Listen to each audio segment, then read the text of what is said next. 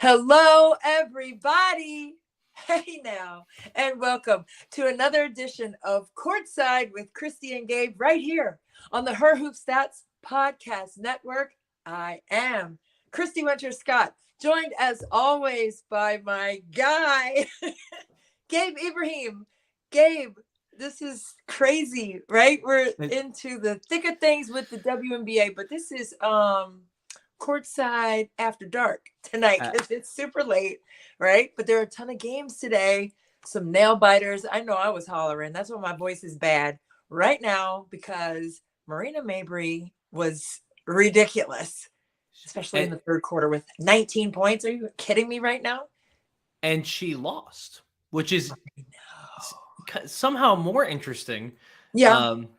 And so now, and I mean, it was that third quarter. We could start there. And then, right before the show, I put in the thumbnail. I had messed up the thumbnail. I had left something in there, and so I had to fix it. And at the last second, I was like, you know what? I'm gonna put Marina in there as someone that is stepping up. What's up, Phoenix? As someone who's stepping up. And then she turns in the 36-point performance. Insane. And that third quarter, I mean, I think it was, I don't know. It's hard to find parallels to that. There's only been a couple of times that's like, you just have this huge third quarter. And she went off. It's awesome when she goes off because she has all those little dribble moves. Fantastic stuff. Yeah, the step back, that's the one for me. The one at the top. Which one? I can't. So with the one that gave her 36. So she was sitting on 33. Okay. And then she sized up, pulled back, and yanked it from range. I was like, that's when I tweeted because I was watching it and I was like, oh, okay, she's on one. Okay, we get it. We see her.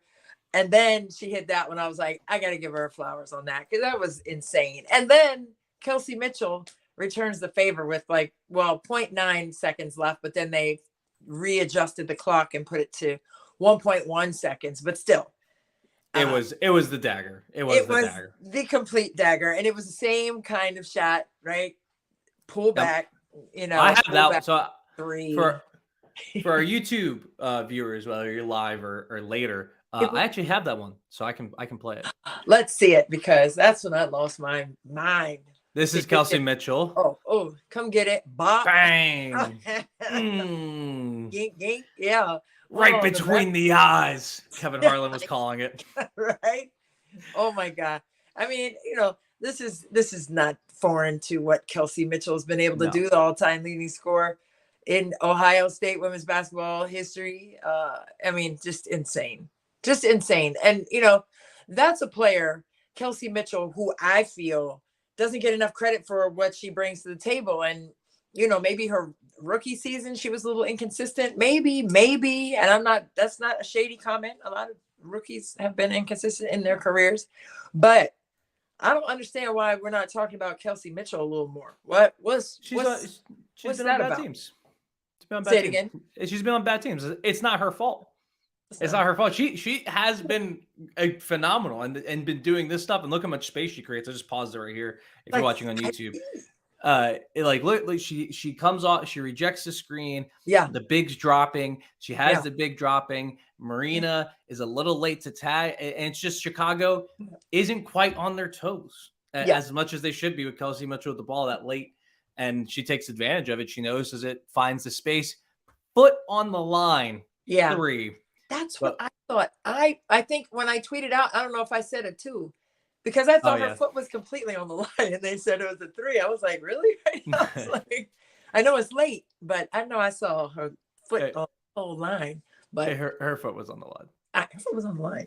But and I'm glad this is happening for Kelsey Mitchell. And to your point, right? She's gonna get more credit as this team gets better. And that's true.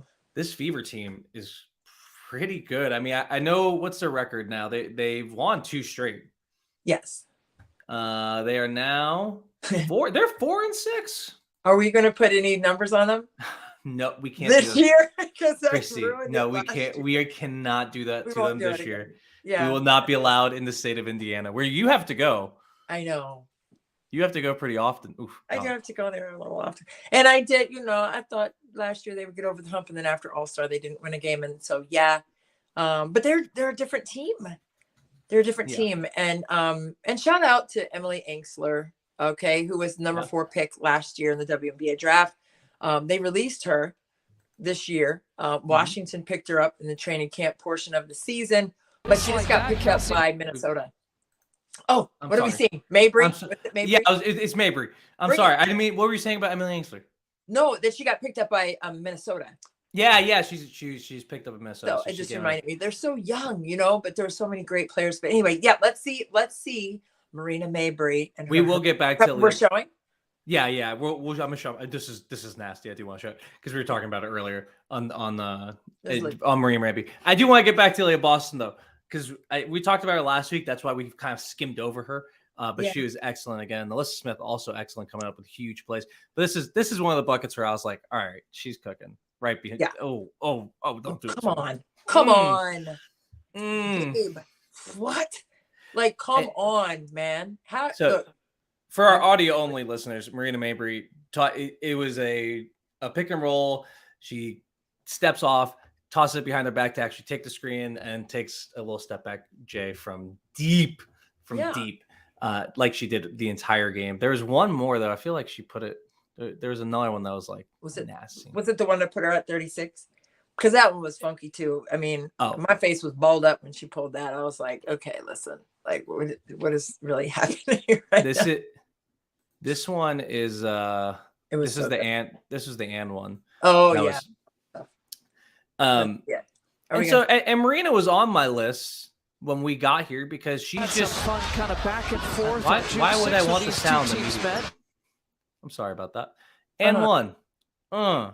Yeah. Right down the middle. Show it again, Gabe. Look at this crossover. Oh. The crossover right at the beginning. Oh, pity pat. Just left, right. Oh, got him. And one. Fast. And she told him about it. But Marina, I mean, so it's not necessarily unexpected that this would happen. And she went to Chicago with this in mind, with this idea of getting more touches and being a bigger part of the offense. And she's taking it and she's doing a lot with it. I mean, the numbers are not that different. She's shooting 35% from the field. I mean, from 3 again, her 2-point percentage has come a little bit down. Her free throw percentage has actually gone through the roof because she struggled with that last year. And she's averaging 3 more points per game. So it's not like a huge step up, but the reason I had her as the player who stepped up is because the Sky, I mean, maybe we shouldn't be as surprised as we are with how good the Sky are, but I am a little surprised at how good they are so quickly. And I think a big part of it is how Marina has fit into this offense and the rest of their pieces around them, Lana Smith and Robin Parks, and just like kind of have like a Miami Heat vibe at this point where it's just like they're getting people and they're putting them in the right places and they're developing them. And that's how you build a nice system. And I think Jamie Loyd did a nice job with that. So this team, though, with Chicago, I like what they're building, even though they lost this game. Yeah, no, I agree. And that's a great comparison to the Miami Heat. And that's not because you're a super fan. I mean, I think it's legit. I mean, they have the grit. They have the wherewithal. They execute, right? They come out of timeouts and they execute James Wade's philosophy to perfection, right? And okay, they lost today, but at the same time, you can see what's being created. They didn't have the services of Kalia Copper tonight for personal reasons. I mean, that's 17, 18 points right there missing. So collectively, I thought they played well, even missing a key piece. So, I mean, when you're looking at what Chicago could become as the year goes along, I mean, you don't want to be playing your best basketball right now. You want to be playing your best basketball after the All-Star break and gaining momentum into the playoffs. So, you're looking at teams like Indiana too, right? I mean, they're putting the pieces together, and Christy Sides is in her first year as a head coach there, and she has done a masterful job of turning things around. And when I say turning things around, it's like the organization of plays. You can see it's not just the first action and then it's okay, we're going to go and do something different. It's like, no, they're running 3 or 4 actions in their quarter court. Okay. And they're patient, they're composed with it. Defensively, they're jamming gaps, and you have to respect that with what she's doing. Right, with Indiana, and they're still so young. They're young. They're first, second year players for the most part, outside of Mitchell. Yeah, and I think so on Chicago. Like they're susceptible to injuries, right? Some does go down. They're a little thin, but I like the way the team's built. I want to give a shout out to Dana Evans, 21 points tonight. Like I said, Robin Parks is impressive. Elizabeth Williams, and we all know what she does. Courtney Williams, 8 today. So sometimes you get, the good shooting Courtney Williams, and it's a huge boon. And sometimes she goes 0 for 8, but 10 assists, right? And she ton of 10 boards. assists. Yeah. And how many boards? Let me see how many. I said a ton. She had 3. Oh, really? Oh, darn it. Well, she got a lot of tips though. She did. I thought she was very active in there. Yeah. I mean, she averages 6 rebounds, one of the top guards in the league on the glass. So I thought she at least had that. But she was in the scrum. She pulled in 3. Okay, but she was down in there. She's not afraid of anything or anyone down in there. So you have to respect players who play with that fearless kind of mentality. I think so. And let's flip it to the Fever though, because they did win this game, and we should give them a lot of credit. Because no Kalia Copper. But still, it's a good team that you're playing, and a team that has a really hot player. So Kalia Copper's out, but you kind of have Super Marina Mabry on a night where she kind of couldn't miss for a stretch in this game. Yeah. And they just get a very consistent effort across the board. They got 1, 2, 3, 4, 5 players in double digits scoring. That's Victoria Vivians, Erica Wheeler, Kelsey Mitchell, Aaliyah Boston, and Alyssa Smith. And that's kind of the core of this team, right? And so when they're doing well, that means this team is heading in the right direction. And Lexi Hall gets to start, but Vivian's kind of takes over that role as the game went on. So did Christy Wallace. But yeah, I mean, you mentioned Christy Sides. I really just like the toughness that this team plays with, and you saw that coming about last year. And so there's some credit goes to the team, and I think some credit goes to Lynn Dunn, who's been kind of building that toughness within the organization. Yeah. But I don't know. It's just the energy with Christy Sides. I really like how she I feel like she's very trusting. And I think we talked about this when Virginia Tech was in the Final Four and they lost. And there was Kenny Brooks had an opportunity to call a timeout and he didn't. And then, we talked about why I thought that was like the right move, even though it didn't work out. And I think in this game, it was kind of similar. Like, Mabry was going off, and she was having her points. And, there was one, I think one of the ones that showed, that was at a moment where it kind of felt like, okay, most coaches are calling a timeout here and taking the second. Yeah. And she did it. She did it. And Kelsey Mitchell got a shot. I think they got a turnover on the other end, and they had their own little run. And, I think then they took a timeout or somewhere, or there was a timeout. I was like, man, I think she really trusts her players. I think that that energy that's being infectious is because of that.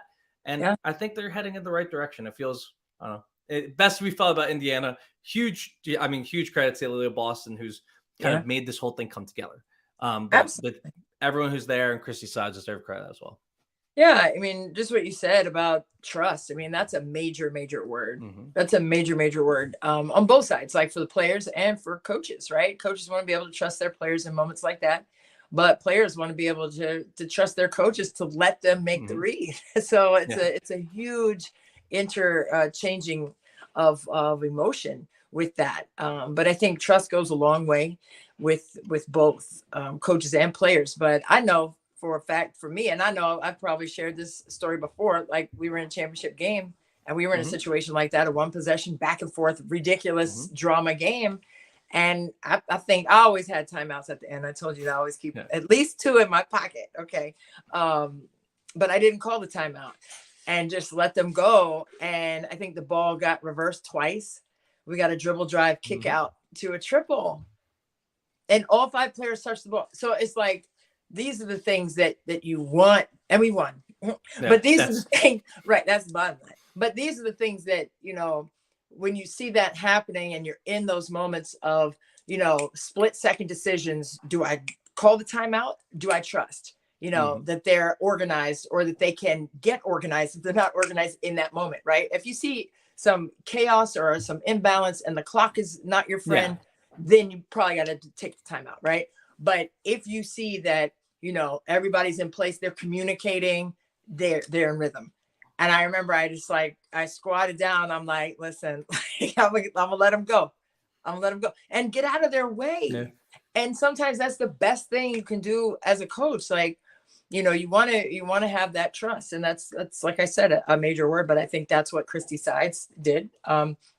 with that shot by Mitchell. I mean, Yeah. she put it in her hands and was like, let's go to work.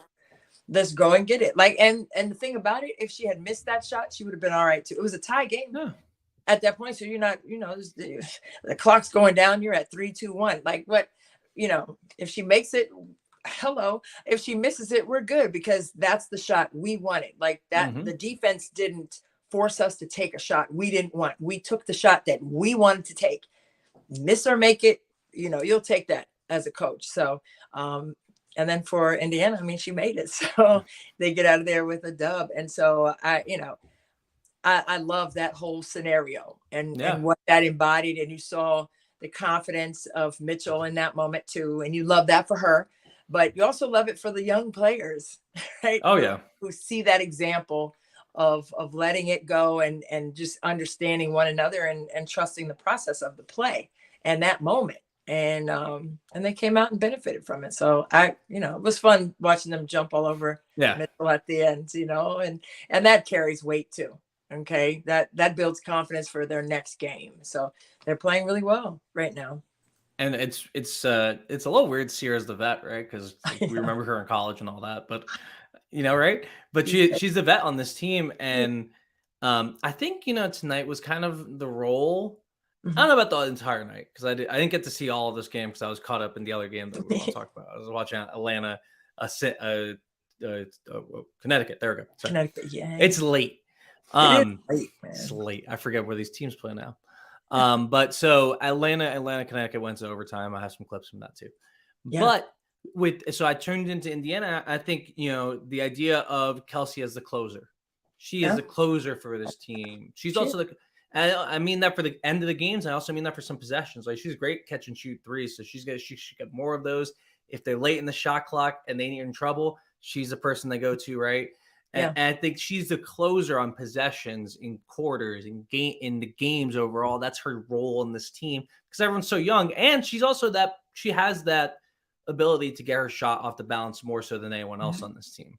But then she also we should give a shout out to everyone else though. Like Melissa Smith, 2 huge plays. She had an offensive rebound that went to a putback, and then she had another play where she tipped it out, and I think that led to the 3. And she's a workhorse hustle person on the offensive end. Leah Boston, takes up so much gravity. That with her post ups and just being in the paint, and her timing on the 3-second rule is already almost there. Like she did give up a bucket on it in the first quarter. That was the one I noticed. But she's getting back really good in defensive end of getting in and out of the paint. But I'm a big fan of where it's going, and I really just loved how Kelsey Mitchell was integrated into the team today, and I hope that's how they go forward. And hey, look, I don't know. You know what? No, we're not doing it. We're not putting any expectations on the Fever numbers until the All-Star break. We were not putting any expectations on Fever. You guys are awesome. Keep it moving, Fever. Yeah, they're like our kids. You have to make sure you have to build them up. Yeah, it's like you're fine. they're still babies. We have to make sure their confidence gets up. But no expectations of the Fever until the All-Star break, other than as we have a comment here, Kelsey Mitchell needs to be an All-Star. Kelsey Mitchell. Period. Like what are we doing? That's what I said. I mean, I don't understand why not. She needs to be an All-Star. I mean, she's legit. We'll see. We're 10 games into the season. We have some more time. Anything else on this game? Oh man, I don't think so. I mean, I think Chicago, they come in to DC on Sunday, and that's going to be interesting. A 3:00 game. NBC Sports Washington, shout out. But that's going to be an interesting game as well. I mean, I don't know if Clapper's going to play or not. She was out tonight, so a lot remains to be seen. So yeah, I think I'm good. I mean, I think that's the only little. It's interesting that she was marked. She's marked not with team personal, but she was there. She was on the bench. Right. At one point, at one of the Marina buckets, she had a really funny face. I got a clip that I have that somewhere. I'll clip it. I'll clip it and try to put it in a GIF. She made a really funny face. So I think she was. I don't know why I was marked as not with team. I just should DMP. Yeah, or maybe she wasn't like earlier or something. Well, maybe I don't know. I don't know. I'm speculating, and you're not supposed to do that. So I'm just gonna look at that. Let's just hope she's playing on Sunday so we can see her on Sunday. Let's hope Marina Mabry's still hot. Although Oh, we know. I don't want to talk about the Mystics offense quite yet. We'll save that for the end of the podcast. Okay, let's give it. Okay. Yeah, we're gonna put that up. You want to talk about Atlanta and Connecticut? I want to say Cincinnati's so bad. I don't know because it is 11:40 on the East Coast. It's 11:40. Oh my God. Let's see how this Connecticut game ended for our YouTube viewers. Yeah. Again, I'm sorry to our audio only listeners. I like our YouTube channel, and I like videos. So we have a video here. All right, let's start with DeWanna Bonner tying the game. I mean, going ahead, put in Connecticut up 2 with a 3. Yeah. Broken play. Bop. And actually, Natisha Heidemann went down here. I haven't seen. I think. I didn't hear if she was okay. But she goes down here. But look at the effort, the second effort to get the ball, pass it out, and set up the 3 for DeWanna. But she got hurt and she had to go take it back to the locker room. But sacrificing her body. Yeah. To put Connecticut up on that 3. However. Yeah. Howard, sir. There's sound to this video. Cheyenne Parker. Oh, just a tough shot. Mommy. Let's go, mommy. Yeah. Okay, Cheyenne.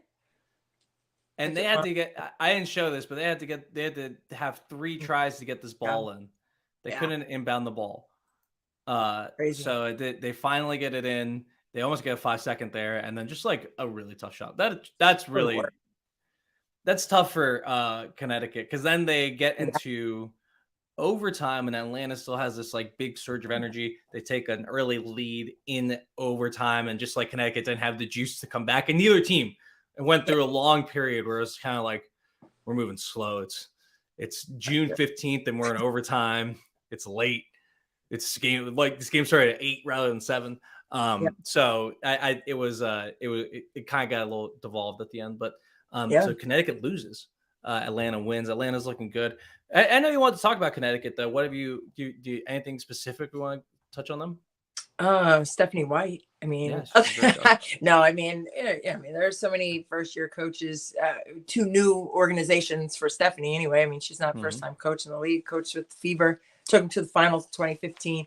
But I just love the encouragement that she gives her team. And I mean, not just that.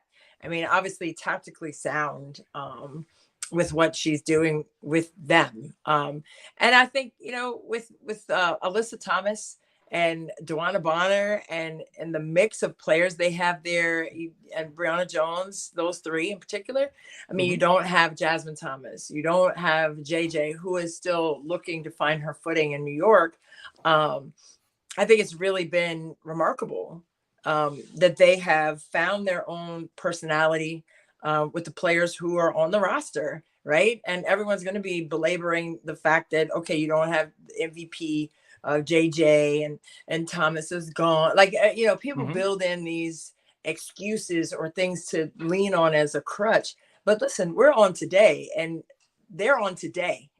The way that they have played the game, and I think their focus is very intentional.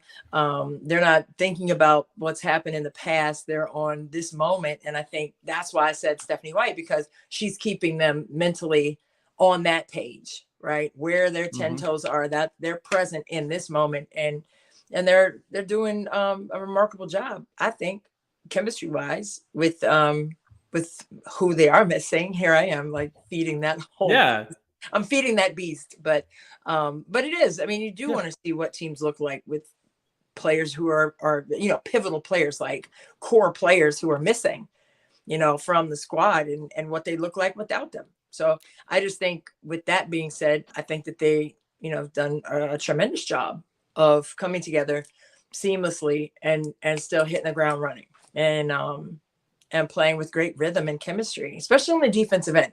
Like, I think defensively, that's really carried the torch for them. I mean, I know they lost today, but, just to be in the top 3 in the league, for the last couple of weeks, it's served them on the defensive end, to be up there. I mean, that's what it is about.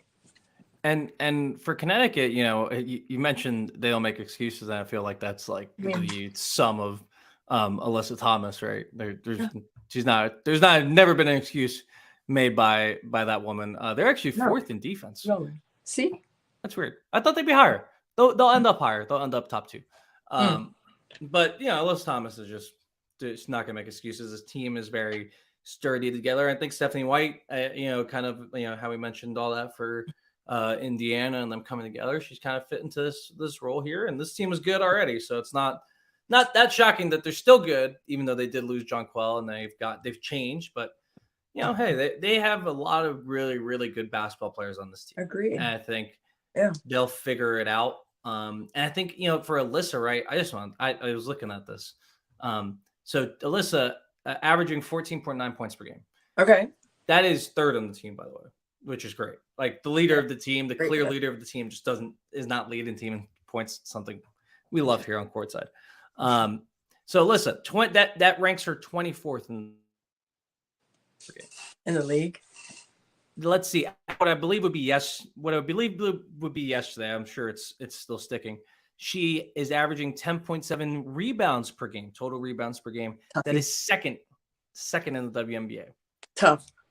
She's averaging 7.3 assists per game. Come on. Second in the WNBA. Number 1.7 steals per game. Let's 10th go. in the WNBA. Just like Alyssa Thomas MVP. I mean, we're going to put that out there. Put it on a post-it. Put it on a t-shirt like I got my Denny. Oh, I want to say I don't want to say it's going to happen. I just want to start the train. Not start the train. The train started. The train's out of the station. Train.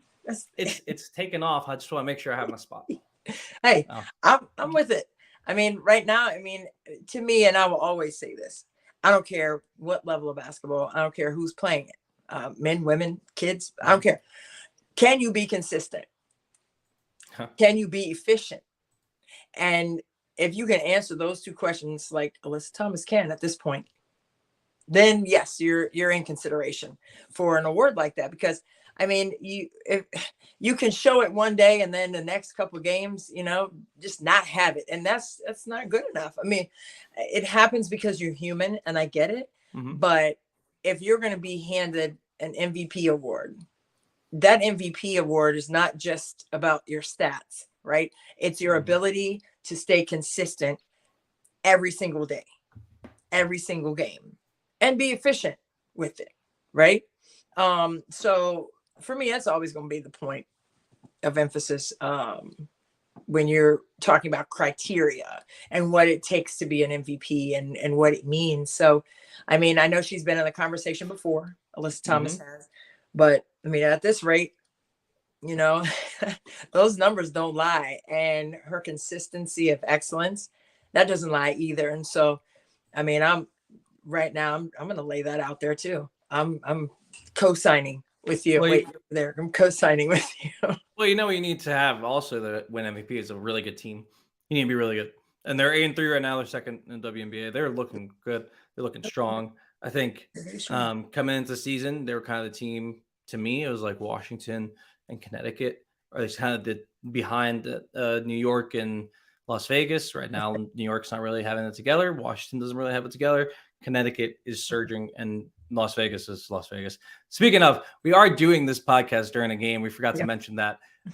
But I didn't feel bad because I was like, okay, Las Vegas already took a 12-0 run to go up by 10 against Seattle. They're probably going to do it again. And I was right. The score is currently 94-62, Las Vegas. Oh, my God. Talk about. Be so mean about it. I know. It's cold. Oh, look, it's a cold world.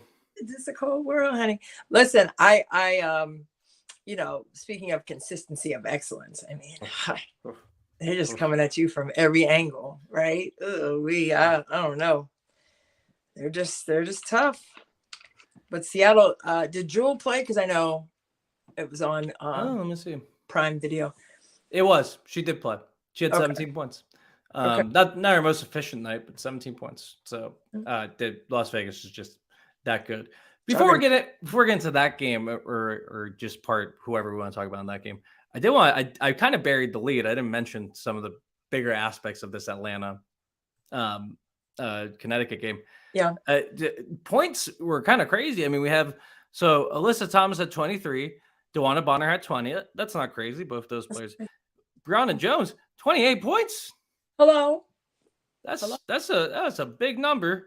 Feed the posts. Love it. Get the ball in there, man. All the posts. Let her eat. Had big games because Cheyenne Parker had 19 and that big bucket that we showed earlier.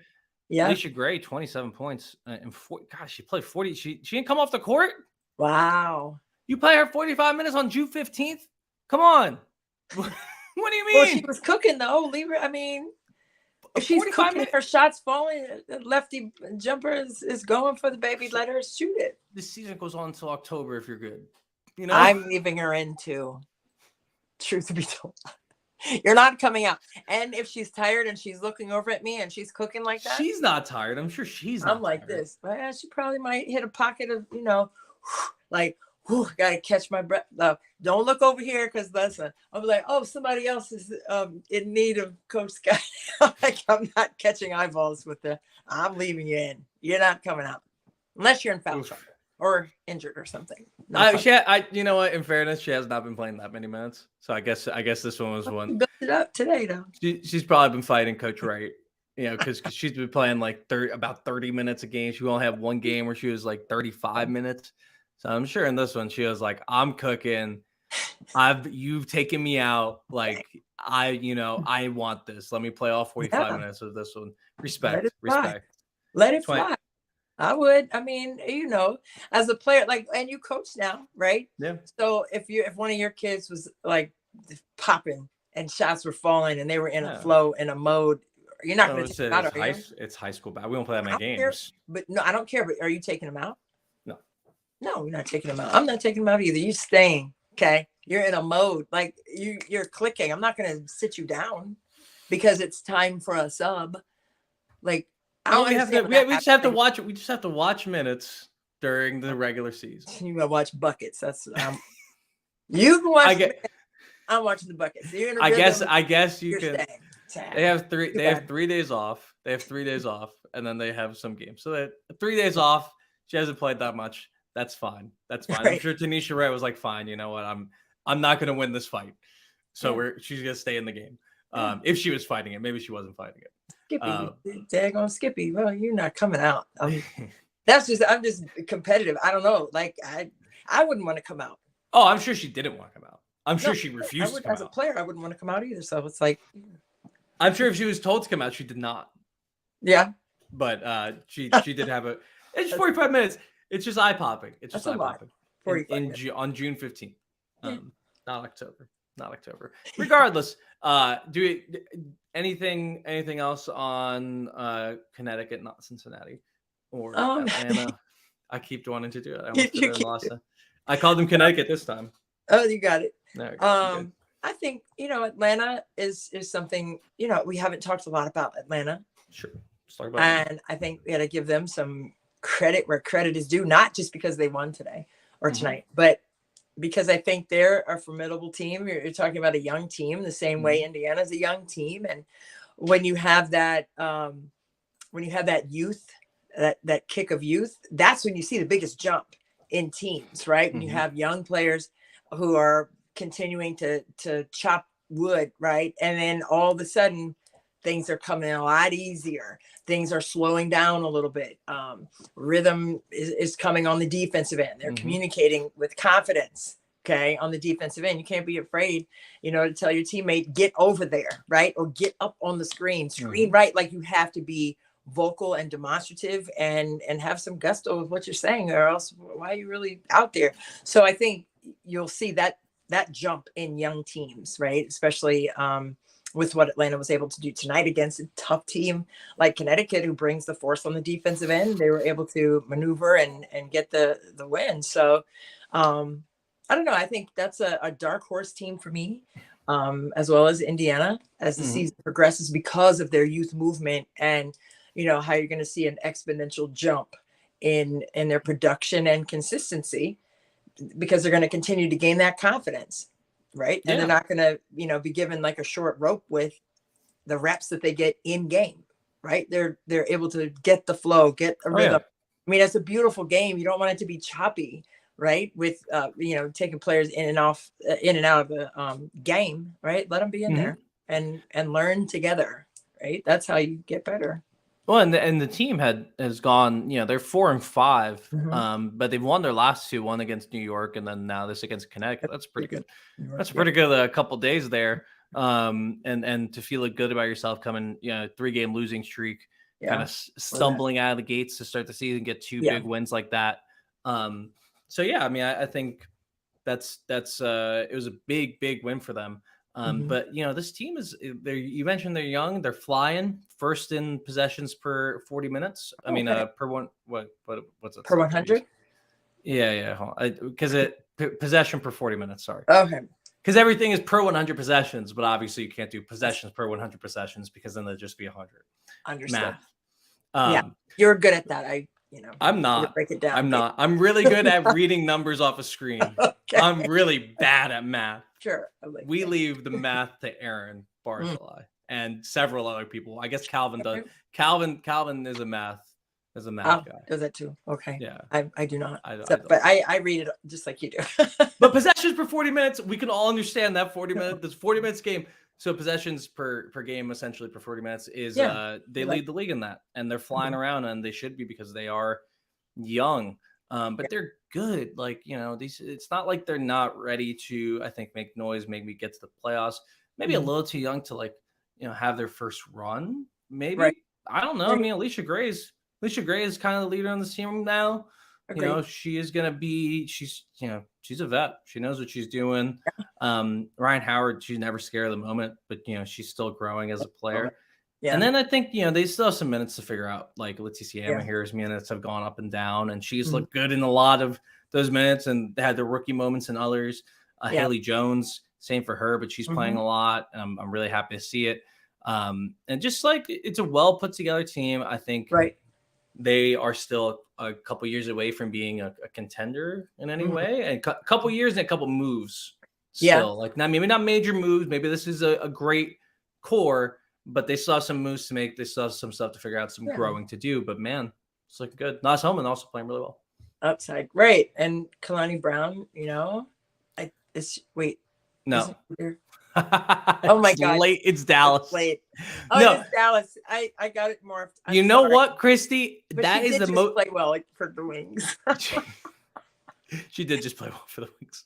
But you know what? Atlanta and Dallas, I've gotten them confused.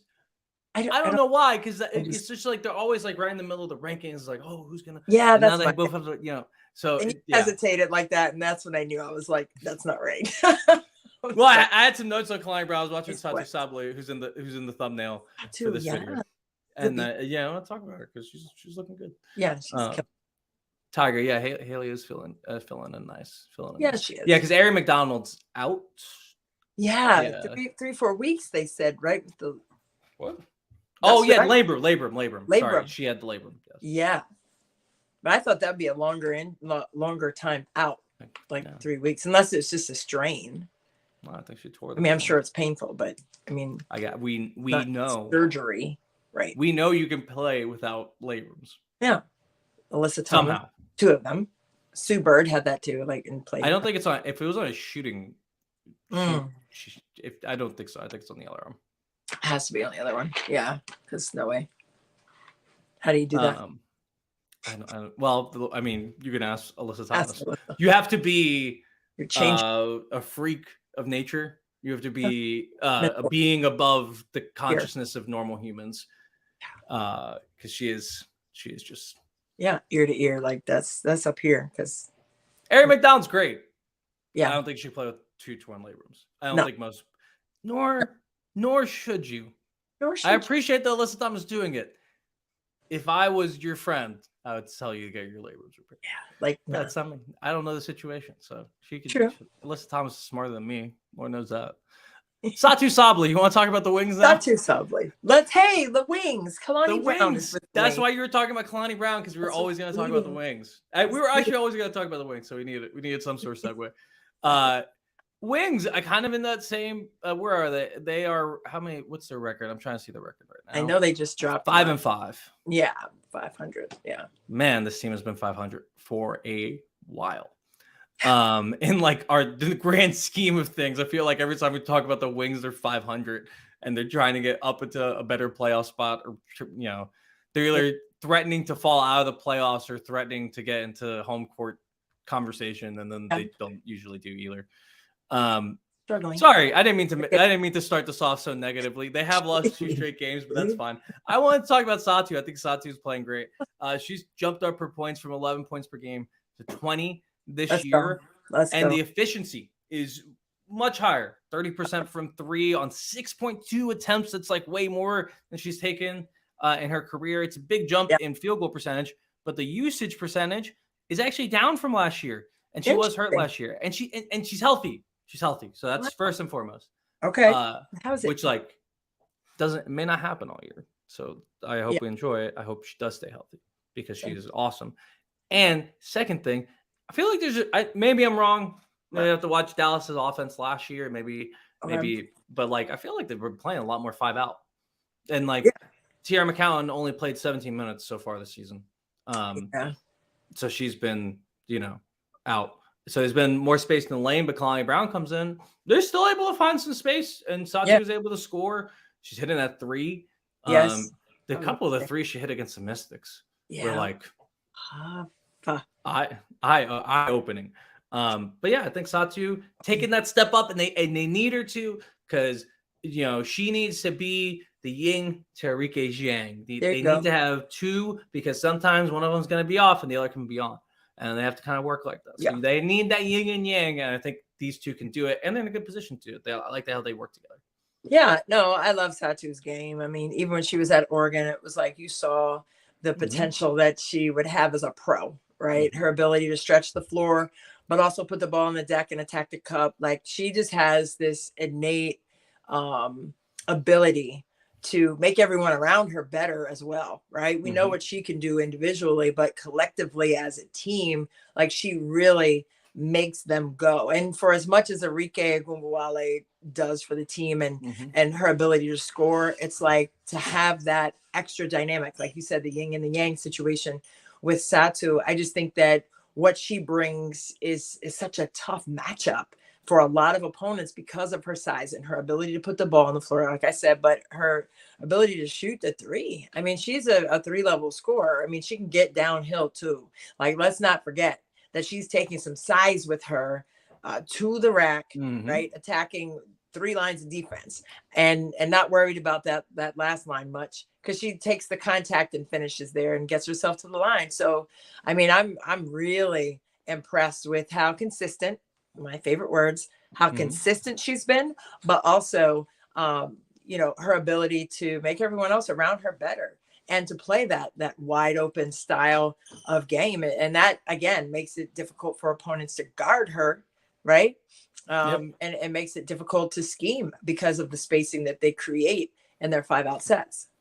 And it's her shooting. I'm just looking at her shooting. Distribution. It's pretty much everything is either in the restricted area. That's counts for the vast majority of her shots, other than above the break 3s. Those are 2 highest, and then in the paint, non-restricted area, and then just a very small amount of mid-range. And I think that's kind of what you want from a 3-level scorer. They're getting to the rim, they're scoring from 3, but they also have some she's shooting well from mid-range. So I really, we've talked about Satou's game for a long time. She's healthy. She's looking great. She just looks like she's in the right spots. This team, though, as much as we love Satou, and this is great, still has some stuff to figure out. Would be great if their starting center was playing for them rather than for a country, for Turkey, I think. Or she's in Turkey. I don't remember who she plays for. I believe that's correct, though, but I'm not going to speculate either because I already got some things wrong. Well, one thing, but still, it felt like a lot. Here, let's see. Tiara McCowan plays for. What country does she play for? Gabe. No. Tricky. It is? Are we sure? No. I thought you were looking it up. I was just forcing it. I can't find it. How can this be? I think it's Turkey. We're going with. I'm gonna Google this in a much easier way. Makes for great radio. This is the Turkish national team. We figured it out. There you go. From Bryan, Texas to Turkey. Boom and boom. That's cool though. So she's playing in the she's playing in some games. Lee Mung is also going, I believe. She is. And you know what? Eric Thibault, after practice today or yesterday now, since it's about to be super late. But he said that Mung was going over and she should miss maybe 5 or 6 games and she'll be back like July 3rd or so. Like, it depends on how the team does, obviously. But that was the window of time. And she's picking up some rhythm with the Mystics too. So that's tough, but I get it. I mean, it's, they're prepping for the 24 Olympic Games we're going to in Paris. We're going to Paris. I'm going to have some tea in Paris. Yeah. And a croissant. One of my players is moving to France. It's really sad for me because he's a really good player. His parents work for a big national corporation. So is he going to be in Paris? He's going to be in Paris though.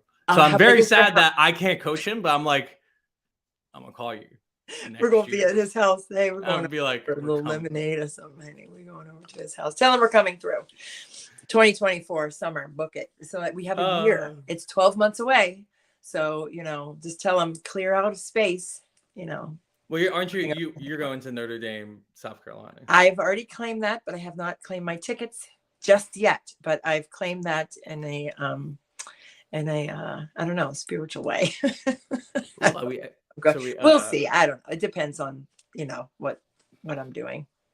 Once we get off, I have to tell you that we got our honeymoon. We went to a travel agent, got our honeymoon package stuff to look at. So I want to show you because it's really exciting. Oh my God. It's bougie. All right. Let's talk about, we have Jewell Loyd in the thumbnail. Oh, they got shellacked tonight. That's not good, but Jewell, she's taken over that, starting. I mean, obviously she's always been a star. She's always been Jewell Loyd. She's taken over kind of the main leadership role on this team in Seattle. It's her team. She's scoring like crazy. Yeah. It hasn't quite been efficient, but it's also tough for her to get used to all of this new stuff. Yeah. And I think she's done really well. Had her up and down moments. Yeah, I mean, she has to. I mean, obviously, an Olympian, Olympic gold medalist. Like, she's been an achiever, several championships in the WNBA, a couple under her belt. So, this is not foreign to her. But what is foreign is not looking to the right and seeing Sue Bird and looking to the left and seeing Stewie. Mm-hmm. So that's different. So, and then, now she's looking in the mirror. Yeah. And there she stands. Okay. So, I mean, she's fluctuated at the top of the scoring list in the WNBA, like 27, 28 points. But like you said, hasn't been consistent as of late with those kinds of gaudy numbers. But she has been their go-to player. I mean, Ezzy Magbagor as well. I mean, those two have really played well off of one another. Magbagor sets the spacing, properly for Jewell to attack when she attacks. And, she's there for drop-offs when her defender commits to the ball. So I like their dynamic. And again, with Magbagor being so young, a tremendous upside for this season too, right? When you're talking about what she's going to be able to bring to the table for Seattle. So it's not just Jewell. She's by herself. Okay. Let's not, paint that picture. Yes, she has, no Bird, no Stewie, but there are viable pieces around her that they're still working on developing chemistry with. So I do want to point out the thumbnail of this video does say Jewell alone. That's a reference. I didn't see that.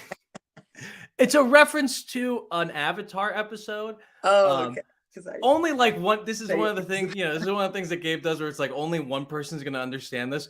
But like, there's an episode in Avatar where Zuko, one of the main characters, is on his own. And it's like a country western theme, and it's called Zuko Alone.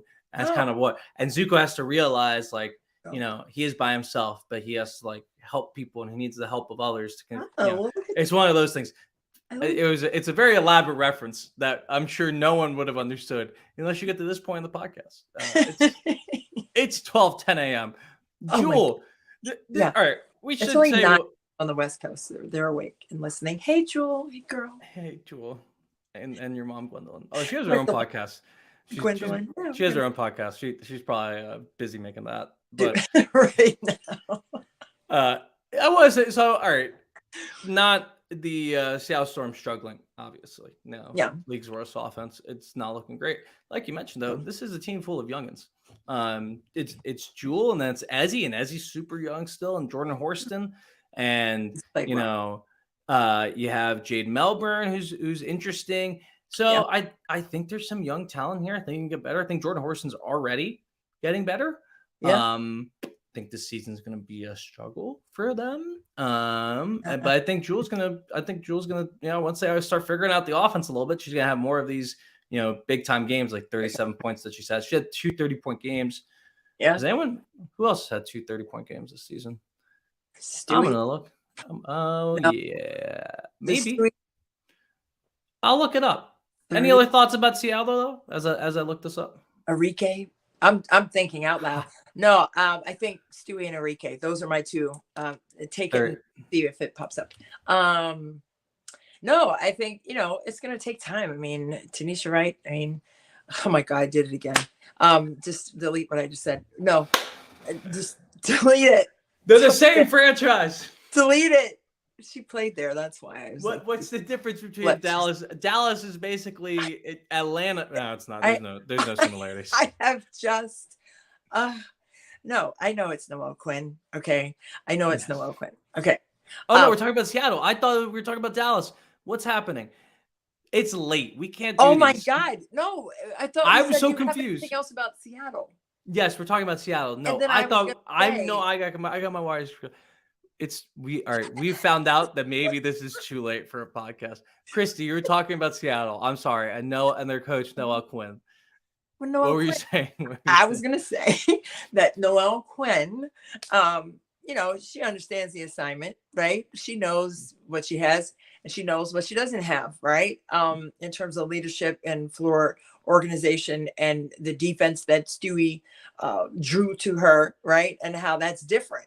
So it's not just about, your sets on offense that you're going to run. It's how your opponents are defending you. It's going to be different, okay, without Bird and Stewie on the floor, period. So now there's an adjustment in what reads you're facing with your opponents and what defenses they're presenting to you. So I think it's intriguing in that way. And Noelle Quinn is going through that right now, processing how to operate against different kinds of defensive looks, because it's going to be different, obviously, than what they had with Bird and Stewie on the floor. Phoenix asked if we need coffee, and the answer is yes.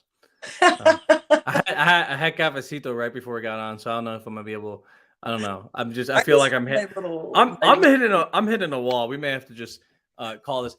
Back to our question though. How many players have had 30-point games this season? The only 2 players with multiple 30-point games, Jewell, Loyd, and Brianna Stewart, who are, of course, teammates last season. I said Stewie, didn't I? I said Stewie first, and then I threw Enrique in there for some fun.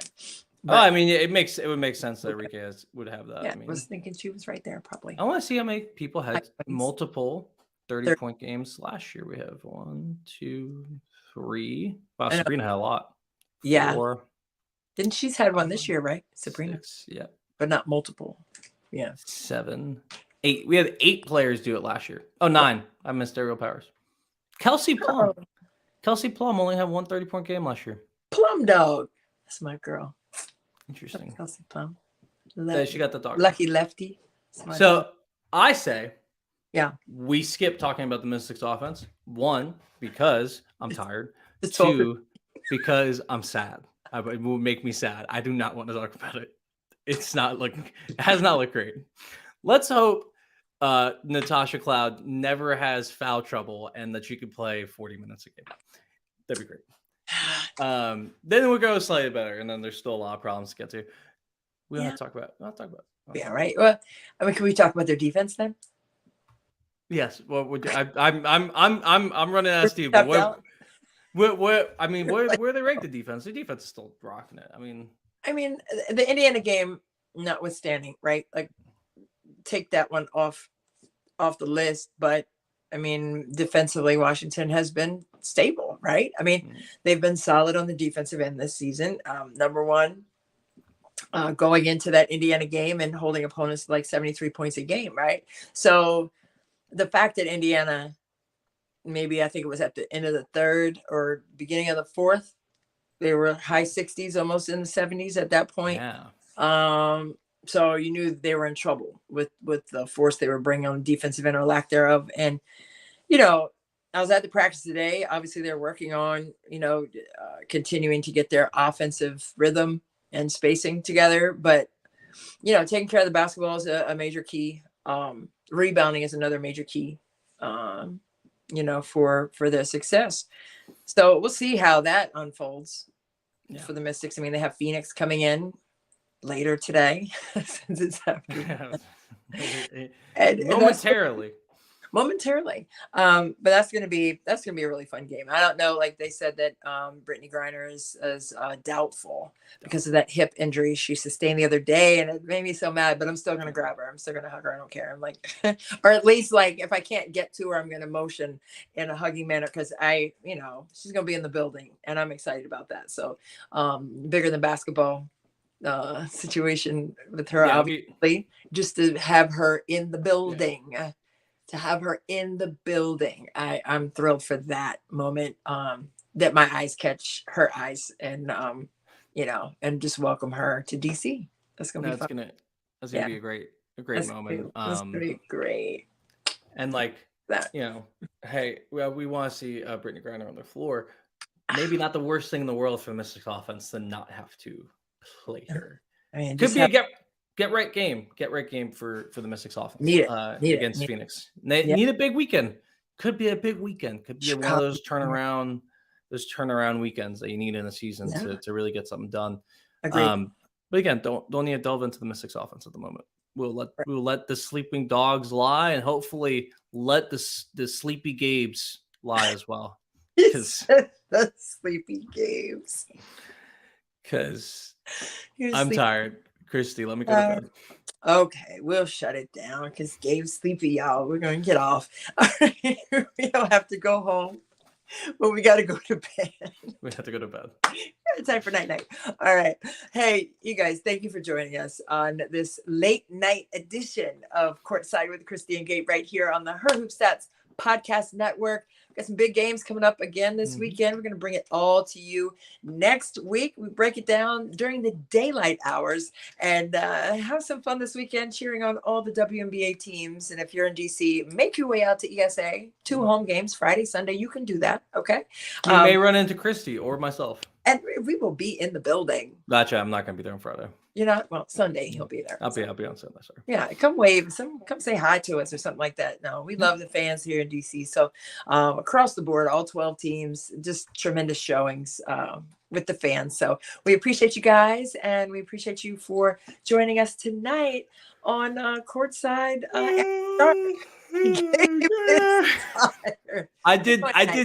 I swallowed a yawn in the middle of the show. If someone could figure out when I did it, it was really impressive. I couldn't tell. Yeah. All right. Good night.